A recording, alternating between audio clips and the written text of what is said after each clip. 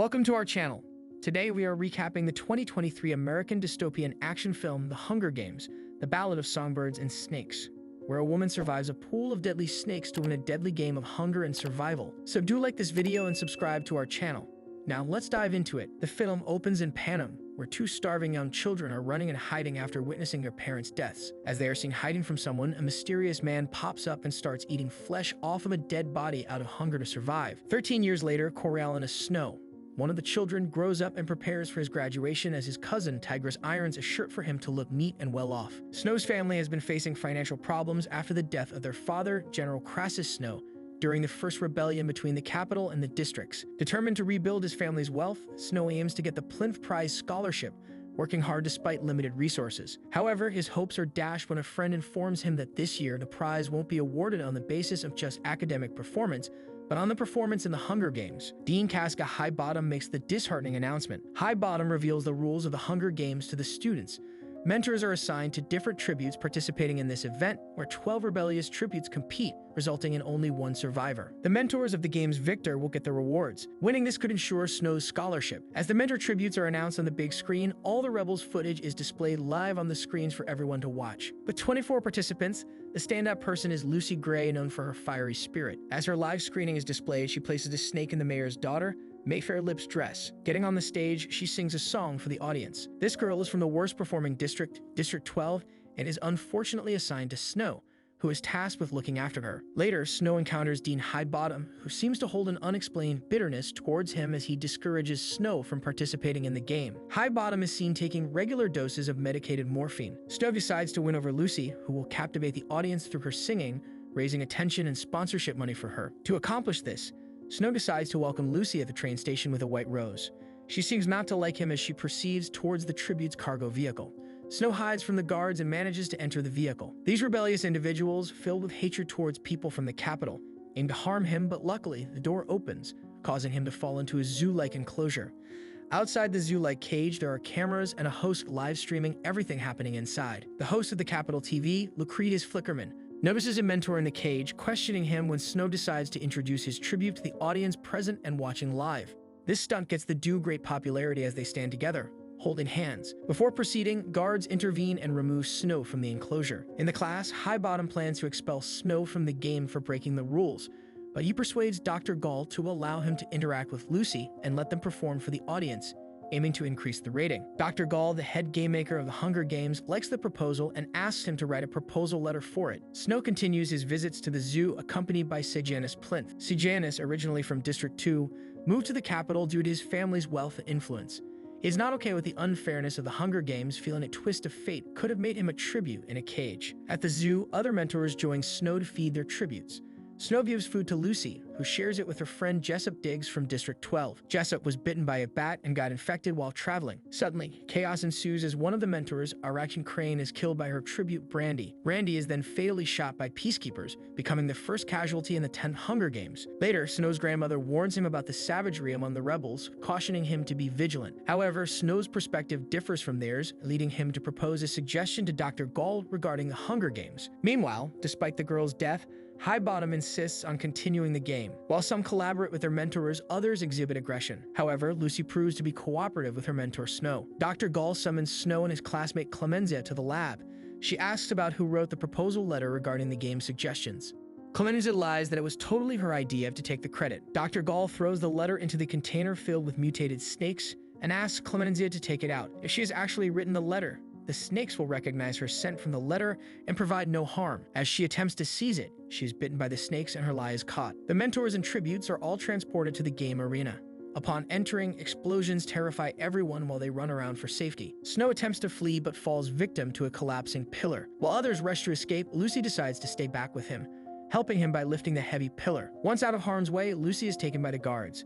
Later in the hospital, Snow regains consciousness and he worries about Lucy's well-being. Several mentors and tributes have died in the explosion, and one tribute, Marcus, managed to escape. Suddenly, he sees the TV broadcasting a live video of Lucy, who is singing for the audience. The audience loves her and keeps sending donations to her. Lucy has secured a substantial donation with her performance, Having saved his life, now it's Snow's turn to find a way to repay the favor and help her. He advances towards the collapsed area, finding an escape route. Afterward, he places a poisonous powder into the compact makeup kit and returns to Lucy. Snow meets her secretly, advising her to hide in a hole leading to a tunnel and offering her mother's container with rat poison inside to help her in the arena. The next day, Snow arrives at the Academy headquarters that has live clips overseeing the arena. The tributes are forcefully thrown into the arena, where cameras monitor the brutal requirement to eliminate one another for survival. After Flickerman announces the start of the game, chaos triggers as everyone scrambles for weapons. Meanwhile, Lucy attempts to seek shelter while evading the attacks of other aggressive rebels. She spots Jessup and rushes toward the hole that Snow suggested. While the survivors pause their fighting, Flickerman begins a weather report but is interrupted by Lamina, a tribute who climbs atop a pillar where Marcus, who was captured after the escape, is hanging. Using an axe, she strokes him to death and breaks the chains that were hanging him. This brutal act secures her a huge donation from the audience. Simultaneously, Lamina's mentor uses the donation to release a water bottle via a drone. Unfortunately, the drone comes in at speed and crashes against the stone. Dr. Gall approaches Snow and asks him for help. Sejanus has sneaked into the arena late at night to see his dead tribute, Marcus. Dr. Gall asks Snow to get Sejanus out of the arena. She emphasizes that if Sejanus dies, his wealthy father will cause an issue. As a reward, she assures Snow of receiving the prize. Snow finds himself forced to follow her commands. Sneaking into the arena under her directive, he remains safe as she freezes the camera for an hour. Once inside, he starts convincing Sejanus to walk out. However, some rebels sense their presence and attempt to attack them. One of the rebels stabs Snow from behind, injuring him. In retaliation, Snow fights back, killing the attacker in self-defense as more rebels chase him. Fortunately, Snow and Sejanus escape out of the arena on time before the rebels catch up to them. Later, Snow meets Dr. Gall, who praises his actions and bandages his wounds. Upon returning to headquarters, Snow notices Lucy facing a problem. Jessup has developed rabies and is now attacking and chasing her, leaving her no choice but to flee the tunnel. In a quick decision, Snow sends water to fend off Jessup as people with rabies are afraid of water. The water scares Jessup, who loses his balance and falls off the pillar, dying on the spot. Lucy mourns the death of her friend. Another group, the remaining rebels, surrounds Lucy, prompting Snow to send more water drones to hinder them. As attention shifts, Lucy hides behind a rock. Meanwhile, the group gathers the water bottles and deals with Lamina first, who has climbed the huge pillar. As they kill Lamina, Lucy, on the other hand, poisons the water with the powder. Unfortunately, no one drinks the water as they all leave the room. Wovi, a rebel, comes out of hiding and consumes the water, dying on the spot.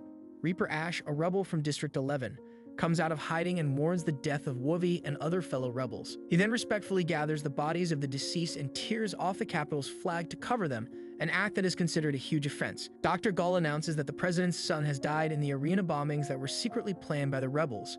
She declares that no winner will be allowed to survive as a punishment. Upon hearing this, Snow approaches Dr. Gall for treatment to see her plan next.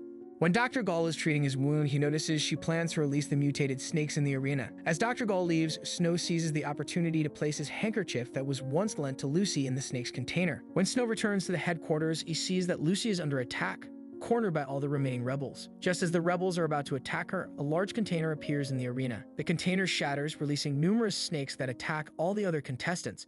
Lucy climbs on top of the pillar, but the snakes follow her as well. She then starts singing a song that manages to keep the snakes calm, not attacking her. Witnessing this, Snow appeals to Dr. Gall to rescue Lucy. The other students also support Lucy, forcing Dr. Gall to release her from the situation. Although Snow feels relieved that Lucy is safe and he has won the prize, his joy is short-lived as Highbottom finds evidence against his cheating. He had found the rat poisonous and handkerchief used to assist Lucy. As a consequence, he is sentenced to serve the nation for 20 years as a peacemaker. Before we proceed to the next half of the movie, like this video and subscribe to our channel for more amazing content. Snow goes through the required military tests and bribes the authorities to rearrange his posting at District 12. He then boards the train accompanied by Sejanus, who is also serving as a peacekeeper. Arriving at District 12, they witness a man's public hanging for theft. Later, they enter a club where Snow sees Lucy singing. During her performance, her old lover attempts to harass her, but Snow intervenes. A fight ensues, but Snow is glad to have found her. The next day, Snow meets Lucy in the forest singing. He expresses his feelings to her as they share a kiss. However, upon returning, Snow notices Sejanus' odd association with locals, which worries him. During their meeting, Lucy and Snow spend joyful moments together. Lucy asks if he plans to return to the capital, questioning his future intentions. She's surprised to learn that Snow plans to leave his peaceful life in the capital life behind. Despite this, she urges him to trust her and stay, believing they can find happiness together. Snow returns to the base camp and receives a promotion notice. Even though he's hesitant as he won't be able to meet Lucy, He decides to give in, which will become a stepping stone for him to get back to the city and his family. Meanwhile, on a call, Tigress informs him that they were evicted due to financial issues. Snow promises to return soon and fix everything. Snow finally decides to confront Sejanus on his secret meetups with the locals. Sejanus reveals his plan to escape with them. Snow tries to stop him, but he doesn't listen. In order to save his name, Snow decides to record his discussion with Sejanus to expose his plans. Snow places the recording device in a birdcage that would go straight to the authorities. Later, when Lucy is performing at the club, Snow notices Sejanus going into a private room. He follows him and finds him teaming with the mayor's daughter, Mayfair, and her boyfriend. Lucy follows them too, confused about the situation. An argument escalates when Mayfair threatens to reveal the plan of smuggling rebels to the north. Snow, in a conflict, shoots her, shocking Lucy and Sejanus. Her boyfriend is shot by Spruce, a rebel who is also a part of the escape plan. They've committed the mayor's daughter's murder, and there's no way to rescue themselves. Snow advises them to act normal and let things take their course. Soon, the news spreads widely, and they receive orders to capture the culprits. Worried he can't survive there, Snow decides to escape. Soldiers finally find out about the people involved in Mayfair's murder as they arrest Spruce. They also capture Sejanus based on the recording sent by Snow. Snow feels guilty for snitching on his closest friend as both culprits are publicly executed. Snow decides to leave with Lucy the next day.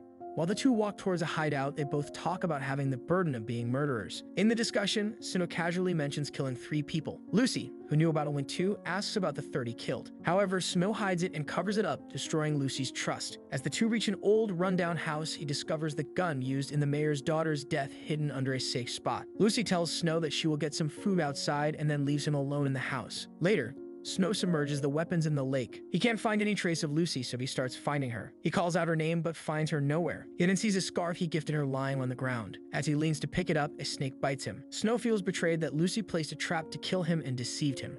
He sees someone running and shoots towards her. However, there is no body found.